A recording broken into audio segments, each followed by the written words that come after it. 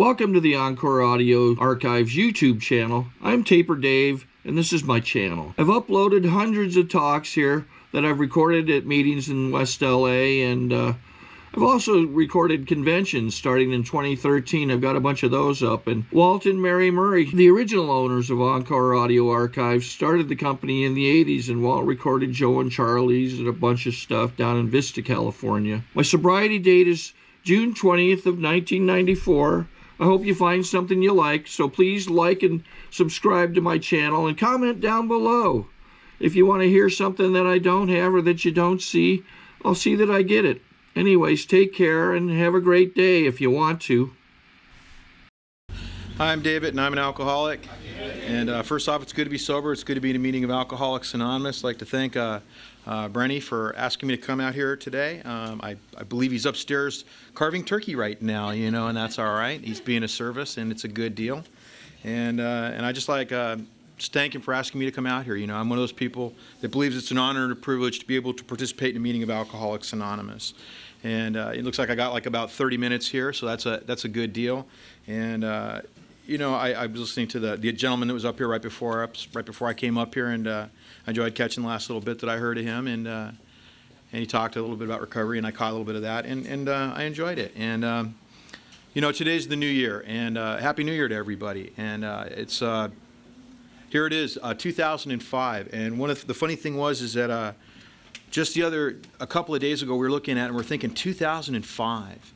And you know what? I've been sober since December 19th of 1988, and I really thought about that a little bit, you know, and it's like I'm one of those people that got sober right before the holidays. I got sober on December 19th of 1988, so I'm proof that you can actually get sober before Christmas and before the New Year's. I know a lot of people wait till the New Year's to get sober as a resolution, and it's a big day for that. But I got sober before the holidays, and it's like 16 years, you know. And here it is. It's been like, I mean, I didn't do any alcohol or any drugs through the entire 90s. Here it is, halfway through 2000 right here, you know. And it's just, you know, I don't know about anybody else, but it just impresses the hell out of me. And I'm like, wow, that's really a big deal, because people like me don't get and stay sober. I'm one of those people that drank and used around the clock. I absolutely love the effects of alcohol and drugs. I love it. I don't just like it a little bit. I love the effects of alcohol and drugs.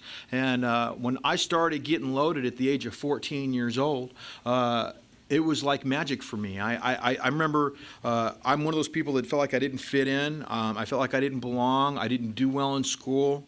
I got D's and F's. I'm not the tallest person in the world. And I didn't do really well. And I really thought I was never going to amount to anything. I don't know how to describe the sense of self-worthlessness. You know, we talk about having self-worth around here, but I had no self-worth even when I was a kid. I grew up in La Crescenta, which is a suburb of LA. It's an upper middle class neighborhood, and it seemed to me that everybody else got like brand new clothes every year, and I didn't.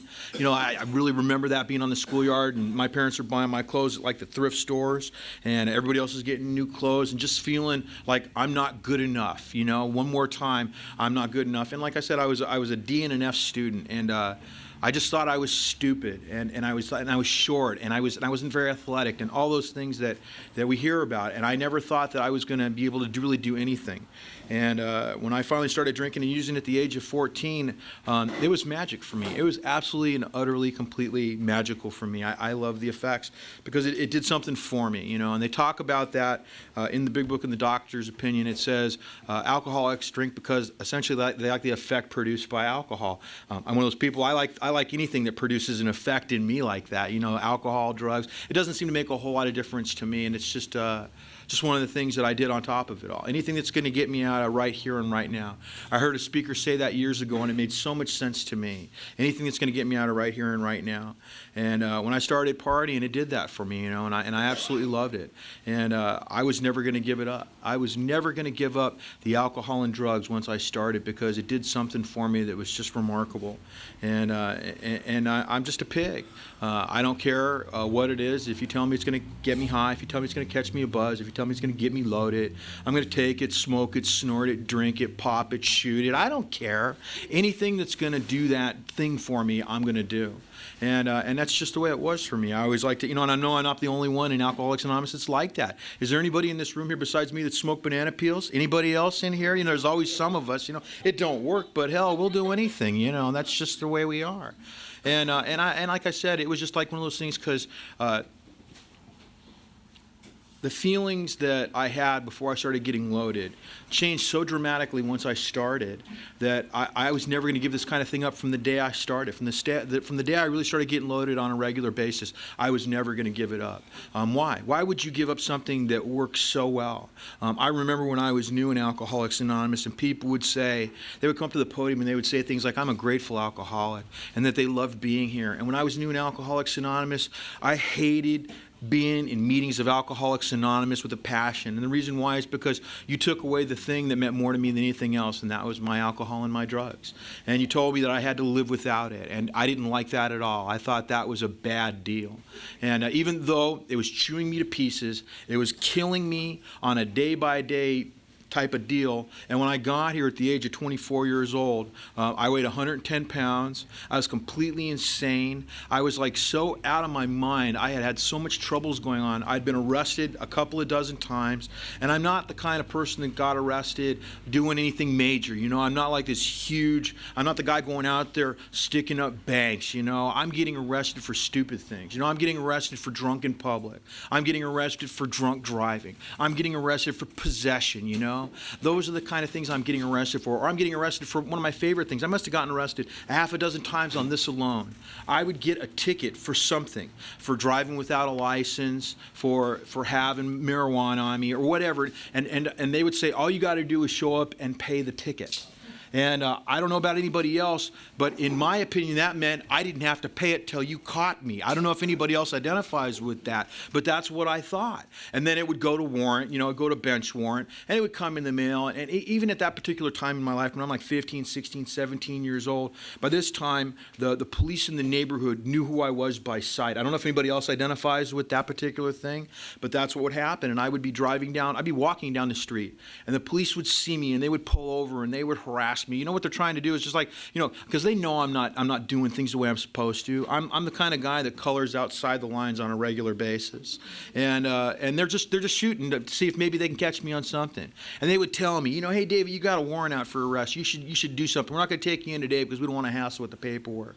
And I go, yeah, I'll take care of it. And then one night, sooner or later, they would pull me over, and I'd be doing something that I shouldn't have been, and they would arrest me for that warrant. I would go into jail, and in those kind of situations, the best time to get arrested is like Friday night about 11:30, because if they get you before midnight, you get like a whole day's credit for Friday. And then you go in and you get Saturday and then Sunday, and then they would take me from like the Briggs Police Department in La Crescenta, and they would take me down to Glendale, and I would go before the video judge, and they would give you credit for Monday too, and you go before them like at 8 or 9 o'clock in the morning, and I would always cop a plea. It's like no contest. You know what no contest means, don't you? It means guilty with an explanation. But basically by this time you cop a plea, and what they do is they do give you time served and they let you out, and I've taken care of my ticket, and that's the way I just did things. And I didn't think there was anything wrong with that. It's just how I ran my life through that kind of stuff. I also, a lot of people know this, but I'll tell you if you've never heard, they call me Treehouse Dave in Alcoholics Anonymous, and the reason why is because I spent 10 years of my life living in a treehouse that I built in my parents' front yard. I built this treehouse in my parents' front yard, and I drank and I sold drugs out of it, and all I did was party around the clock for 10 years. I'm not one of those people. I'm not a functioning alcoholic. The definition by AA standards of a functioning alcoholic is somebody who can drink and have a job. That's the definition around here when they say functioning alcoholic. And in my opinion, if I continued to breathe, I was a functioning alcoholic. That was just my opinion. I could not drink and do drugs and do anything else. For me, it was like an occupation. You know what that's like a job. That's what I did. I partied for a full-time occupation. I got loaded all the time. I love the fact that when I get an opportunity to do something like this, that I get to put on like a suit to do something like this. And I'm one of those people that believes it's kind of an important deal for me to dress up for, to give this opportunity, to just share the message and to see that, people like me can come from where I've been to where I stand before you today. Because back in those days, the only time I ever put on a suit was when I was showing up for court, trying to impress the judge. I'm not really a derelict and a danger to society, and I'm really a good kid.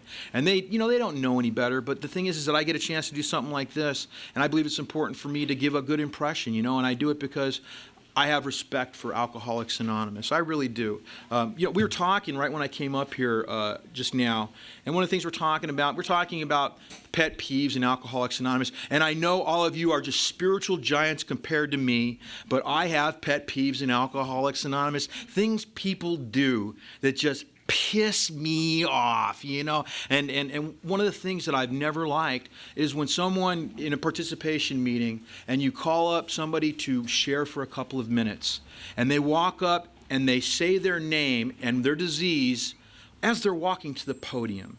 And then they sit there and they turn and look at me. And I don't know about anybody else, but I've always felt that's kind of disrespectful, not only to me but to everybody in the room. And I believe it's important that when I look at you, they talk about this thing, eyeball to eyeball, hand to hand, knee to knee. I look at people when I say these kind of things. And for some reason, I've always felt it's just been kind of disrespectful. I don't know why I got on that little soapbox here tonight, but, it just kind of came to mind as I was coming up here, and it's my turn. It's my turn to stand up here and share with you guys.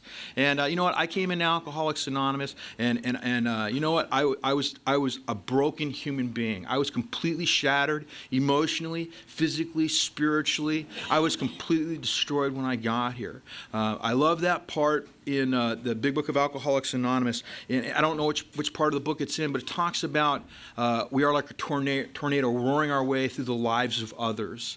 And when we get in here and we say that, I think the book says, we think an alcoholic is unthinking when he says sobriety is enough.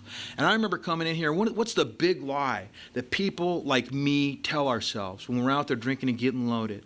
I'm not hurting anybody but myself. Didn't you ever say that? We say that kind of stuff.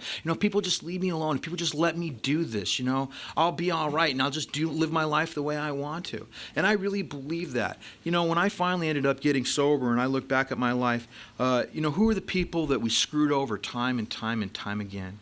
And you know what? They're the people who loved us, the people who cared about us. It's like... Granted, there are some people in Alcoholics Anonymous who went out there and caused a lot of damage to people they had no contact with. But I didn't have that much contact with the outside world. I lived in a tree in my parents' front yard, for God's sake. I didn't go very far, And the only people who really got the brunt of my damage was my parents, my brothers, my sisters, my close friends, people that came in contact with me on a regular basis. And I believe this to be true. I think that's true for just about everybody, that those are the people that we seem to screw over the most. Because you know why, don't you? It's because when we get into a jackpot, when we get into a jam, when one more time we're asked to leave and we're out on the streets, who do we turn to for shelter, for help, for money, for bail, for whatever it is? It's the people who love us. And why? It's because they have hope for us. They have hope for us in our lives, regardless of how far down the scale we have gone. It gets to a point where they can't do it anymore. But for years, we can work those people over, and we do it something like this. This is how I used to do it. I'd end up in jail one more time, and they would call, and I would get on the phone, and I'd say, this is David, and I'm in jail again. And you know what? I need you to bail me out. And if you bail me out this time, you know what? I'll get a job. I'll join the military. You know what? That was my big one. I'll join them. They wouldn't let me in because I'm a felon, but you got to throw something out there. I'll do whatever you say. To just let me back in the house. And we work these people, and they want to believe us. And the kicker of it is when we're making these promises, when we're out there like that, it's not that we're being insincere. But the thing is that we don't know. We don't know. If we don't know what the problem is, the solution is worthless. And I even threw that one out there. You know what? If you bail me out, I'll go to meetings of Alcoholics Anonymous. I threw that one out there a couple of times. The last time I was in, they actually, I don't have time to get into this, but when I was about 2.5 years before I got sober, they raided my treehouse. I was selling drugs out of it to high school kids, and it was kind of a bad day, and they didn't know how to raid a treehouse. They brought down cops and fire truck, riot gear, 20 police, and For some reason, they thought I had a whole bunch, and I didn't have anything. I was a nickel and a dimer. I wasn't the guy selling, slinging the pounds or any of that kind of stuff. I'm the guy at the $20 bag. That's me.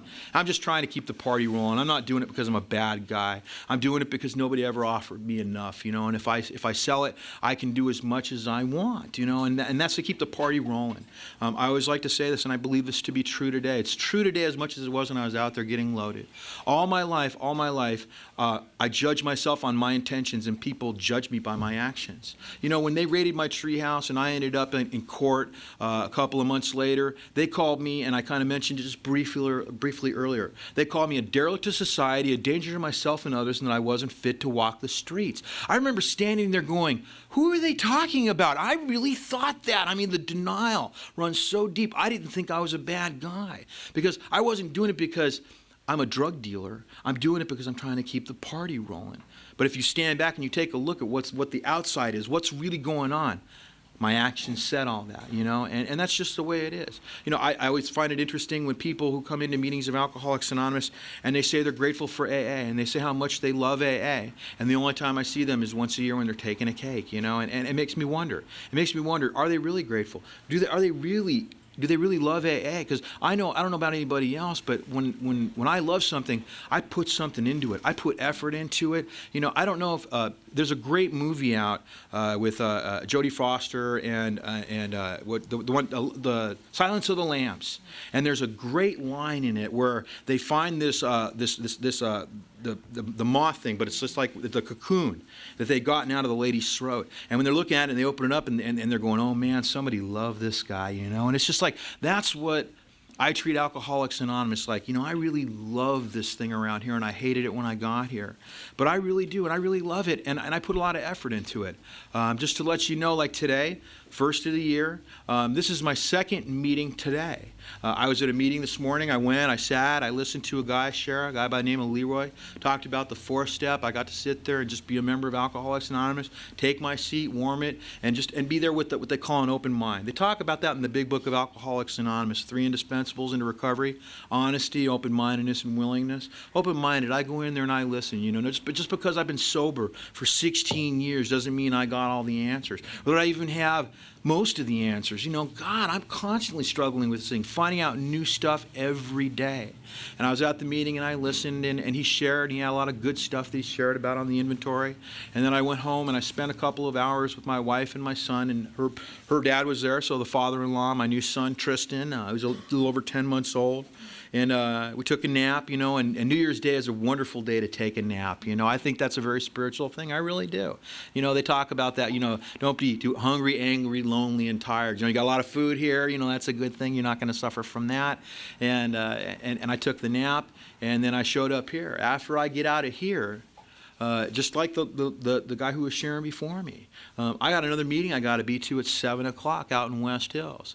And this isn't an uncommon thing. I am entrenched in Alcoholics Anonymous. It's something that I just do. And I love AA. And when I got here, I hated it.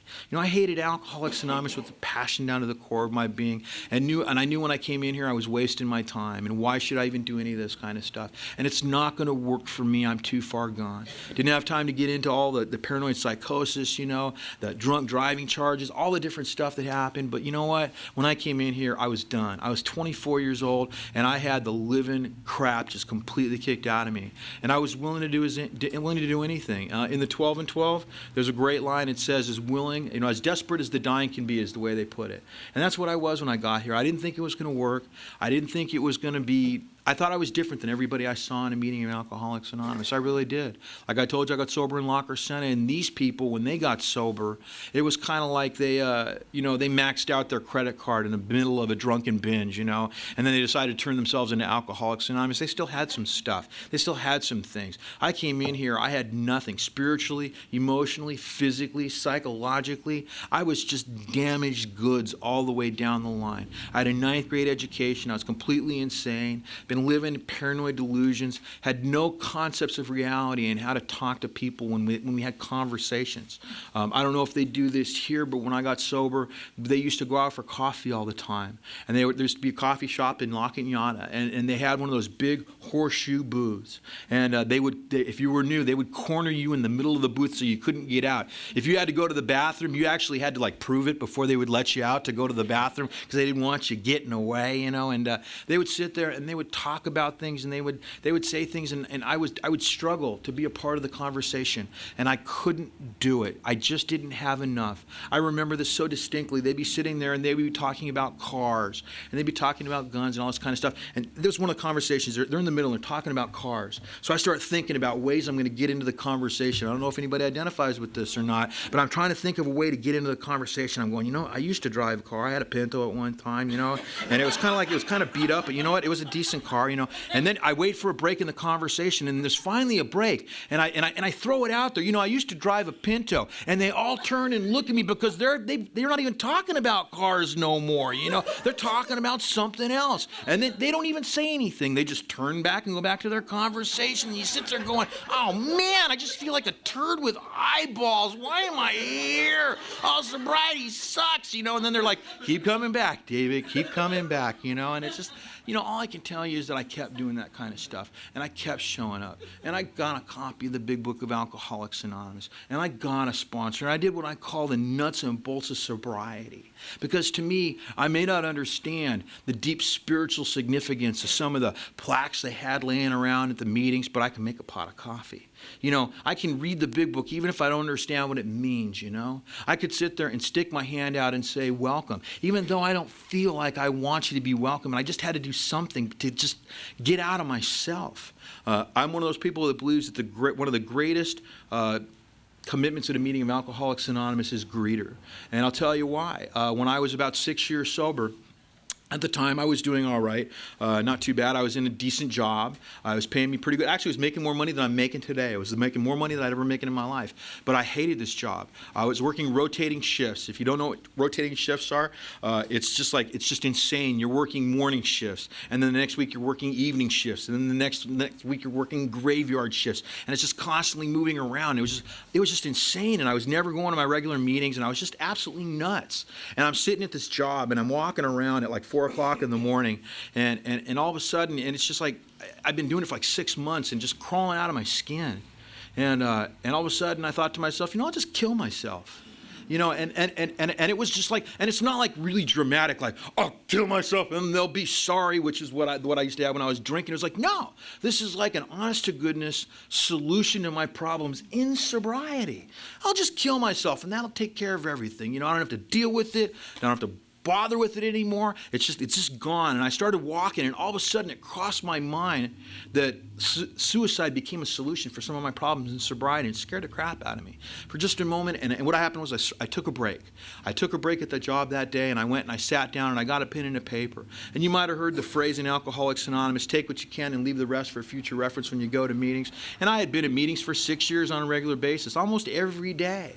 And one of the things that I had heard that I had dismissed or thought I had dismissed was if you need to do something, make a gratitude list. So I sat down and I made a gratitude list. I started making the list. Oh, I'm grateful for my health, you know. I'm grateful for my job. You know, I'm not, but you got to put something on the list, you know. I'm grateful for this. I'm grateful for that, you know. And finally what happened was I got down and I said, oh, yeah, and I'm grateful for my sobriety. And I moved on to number 9.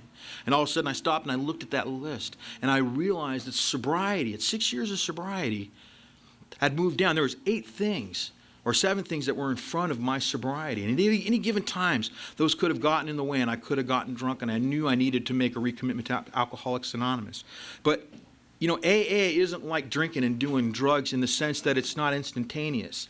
As alcoholics and drug addicts, we're used to doing it and getting a result like that. That's how fast it works for people like us. You know, I take a drink, I got an effect in 3 minutes. Instantly, things change. My perception, how I'm looking at stuff, how I feel about something, it all changes instantaneously. But now all of a sudden, I got suicide in my heart. You know, I got all this stuff. I'm completely insane. And I realize that sobriety is completely shifted in my priorities.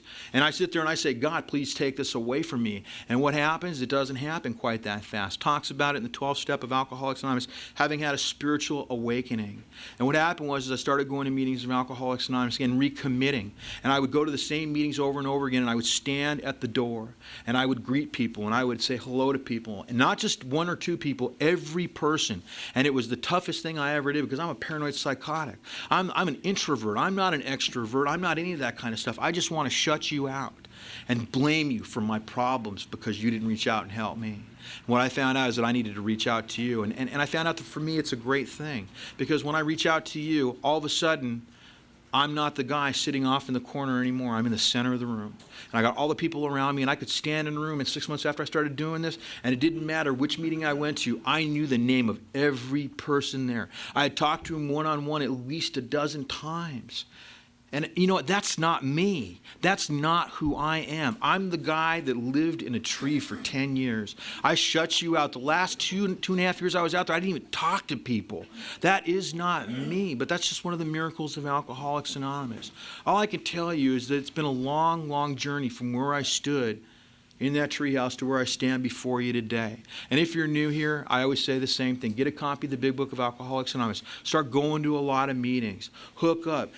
Hang around with somebody who's new just like you. Go out for coffee and take the speaker's inventory. You know, you go out tonight and go, you know, that guy Treehouse, I'd give him a 7. You know, whatever. It doesn't matter. I do it, you know. And the thing is that we're just here and we're sober. It's a new year and I just can't wait to see what happens next. I plan on dying when I was 25, and today I want to live to be the oldest living member of Alcoholics Anonymous. I want to live to be 100 years sober, you know? And that's a good deal. That's a good deal. Anyway, thanks for letting me share, and I'll sit down. I think we got a great talk going on here. Thanks for watching the channel. Taper Dave here.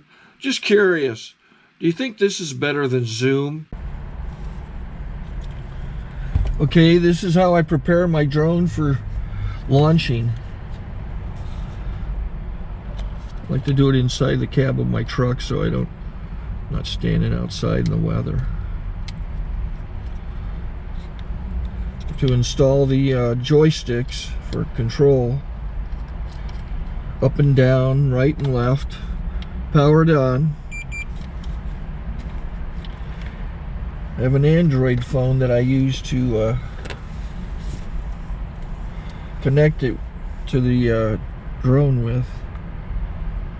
And it's actually controlled through the iPhone, through an app. Oops, wrong way. It's actually controlled through the iPhone, or through this Android phone, through the app. It's actually controlled through the Android phone, through an app, and you connect it through this short connection right here.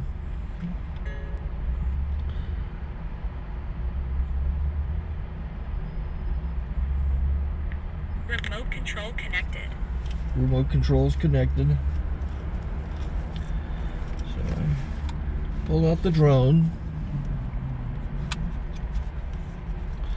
I have to extend the legs. Long legs extended first, then the short legs. Remove the gimbal protector. Set that aside, then power it on one short burst, then one long burst. I lay it down. So I have to go to calibrate. So the drone's not connected yet. It shows you here as this drone gets disconnected, even though the remote's powered on. So the drone has to establish it's connected. So I go into the app to calibration mode. First I'll calibrate the remote controller. Start calibration.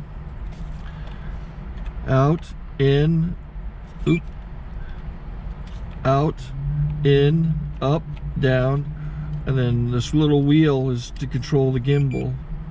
So it's calibrated. Go to gimbal calibration, start calibration, and then it calibrates the gimbal. I don't know if that shows up. The gimbal's moving all over the place. Changes, you can see it on the video. and I'm calibrated to take off. It's acquired 7 satellites at the moment. There are 26 satellites up in the sky, which it has to acquire before you can take off. So it's connected. It's got enough satellites. This is white. I can go to press this little arrow button, swipe right to take off, and it would start the motors if I slid this to the right, but I'll wait till I get outside. Don't want to do it inside.